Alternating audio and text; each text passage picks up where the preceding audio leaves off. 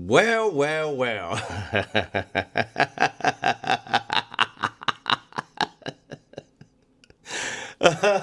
What's cracking, everybody? Welcome back to the channel.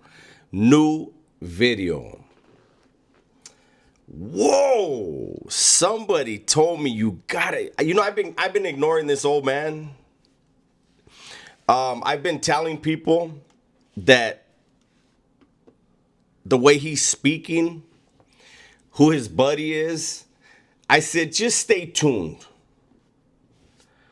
It's obvious by the way a person conducts themselves what they really are. So before I get into this hilarious video, and let's see, he said he's not a piece of shit and he's a man of his word. He said he'd stop talking about me and he keeps talking about me, right? Um, so I guess he did a thing on the story I did about Stretch, and I guess he doesn't do his homework and check that video is still on my channel, right? And he said I talked bad about the ride, right? If he knows anything about the ride, let me tell this old man, make sure he got his hearing aid on, make sure somebody forwards this to him. The guy that was supposedly ride, I just didn't say his name. If you know, you know. If you know your history, you know, big dog. It was Norco. It was Gangster from Norco. Was he really with the ride? Because he was pushing something else. I won't say what it is, but he was pushing a whole different agenda. How does that sit with your story? But see, this goes back to dudes who really live that lifestyle. No. Let me find out all the details before I jump in there, before I open my mouth. I'm telling you, I seen this dude a mile away. That's why I've been telling people behind the scenes, just wait. So he did his video today and he said that he made it down to a level 2 yard and he went to a 50-50 yard and didn't get off. Hey, that's fine. That's your choice. But don't come on here, Mr. Super Convict, and you went over there and you licked your nuts. You can't be acting like you're this gangster ass dude and you're pulling people's cards and all this stuff. And then that's what you did. I literally watched like a few minutes of it and I turned it off just laughing. But I wanted to make sure that I clarified. That dude in that Stretch video, again, was Gangster from Norco who went against and was trying to create a movement against the Legends for the Whites. So stick up for cops and dudes like Gangster from Norco.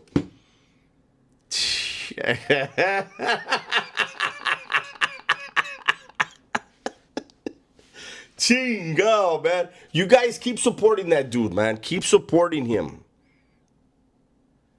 Everyone will show you who they are. And when they do, believe it. Now, he took a shot too and he was like, oh, this is a phone call from prison. You know, I kept my... Listen,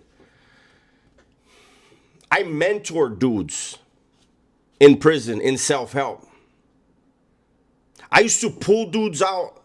I was a building clerk, and I used to pull dudes out to the day room. And I taught them CGA. And I helped them to understand things and how to really, like I would tell them, you want to work with me? We're going to start from the very beginning. And I would work through everything with these dudes. Every one of them got out, and they were all lifers. 2 of them, unfortunately, relapsed when they got out. Overdosed and died. And I still have voicemails from one of them thanking me. So all that, save that. I still help people in prison. I just don't toot my own horn. There's a lot of things that I do. There's a lot of things that I've done. I've worked with the youth. I never wrote a book. I was in a book. That was for the youth as well. But it's funny how quick others are to judge someone. Be holier than thou, rather than stand on their own 2 feet and build themselves up on their own. Nah, keep saying my name. keep trying to chip away at who I am. You can't. You can't. You've never lived the type of life I did. On the streets or in prison. I didn't see you 4 times in Pelican Bay Shoe. Once in Corcoran Shoe. I didn't see you because you weren't living that life. I am a productive member of society. I grew up. I give a damn about what anybody has going on in prison, man. They don't give a damn about what we got going on the streets because they're focused on what they have to focus on. Excuse me. They're focused on what they have to focus on. And it ain't us out here. It's their surroundings. It's their income. It's their survival. I really hope this dude can find a way to hold his word. And he'll probably use this video as an excuse. I'm not breaking my word. I'm just responding.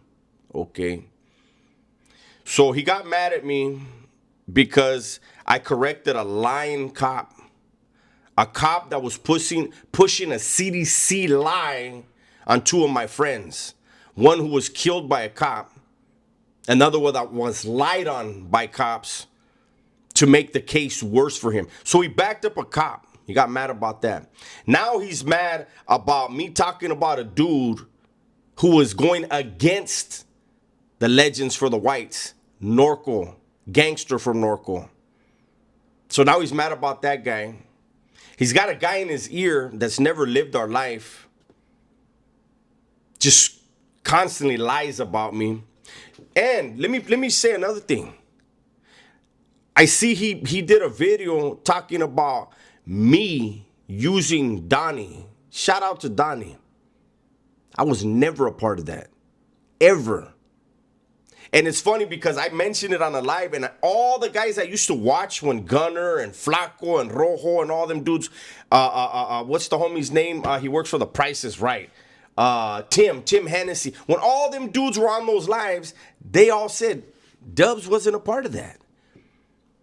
And this is why I tell you guys, man, people are going to show you who they are eventually. The mask slips. When they show you who they are, believe them. That's who they are. You have somebody that maybe, you know, this guy had his own stories and could have reached a certain audience, man, and could have had a good message about self-help. Instead, he came out with lies and hatred. Every channel that I've seen on YouTube that has decided to have the foundation of their channel being hating Gunner and hating me, they're stagnant. They're stuck. They're stunted. And when you go into their comment sections, it's hatred. You cannot create positivity when you're surrounding yourself with negativity. And this person, and I still don't do all the bitch and all that. That's stuff you do in person. You know what I'm saying? Anyways, it's crazy to me. You know, I already recorded a video.